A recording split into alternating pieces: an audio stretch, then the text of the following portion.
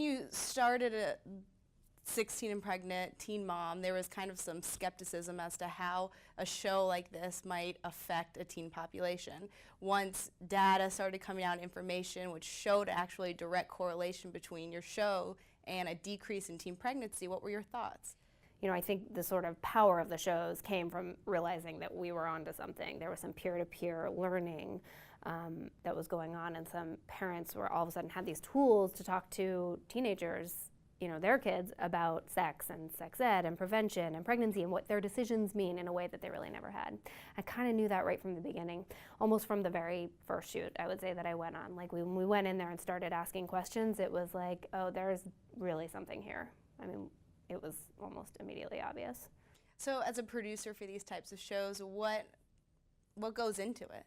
I think your job primarily as any kind of producer that's telling a documentary story is to get your cast, you know, get your participants really comfortable with sharing who they are and what's going on with them. So that part of the job is true no matter how big the show is or how little, how many episodes we're shooting at once, or if you're just doing one thing. So like the biggest part is sort of figuring out how to get access to the truth and make people feel really comfortable having you there, because it's a big deal.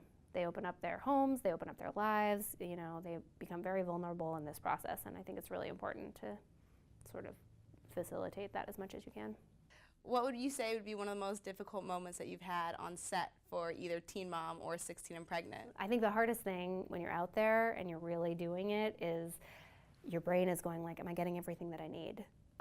You know, what am I forgetting? And you really have to listen. I mean, so you're really listening to what people are saying and making sure that it's all tracking, but then there's this other part of you that's like, okay, holy cow, she's like sitting here and she's talking about like the bills and they're adding them up, and I gotta make sure to get the cutaway shot of that, and I have to get the, you know, wide shot, and then I also need to maybe I'll shoot it a little bit crazy and like get something through the window in case we wanna cut to it, and also like the dad walks in, I don't think I'm gonna be able to use that, so I gotta get some shots of the dog. So and I'm not just shot coverage, but also just like, am I asking the right questions? Is it all going to make sense? How are these pieces going to fit together?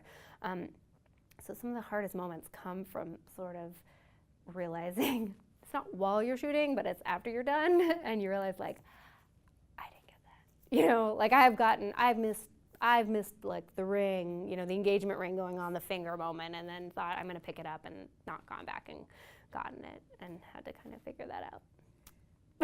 Those moments, the ones where you sort of blame yourself, those are really the toughest.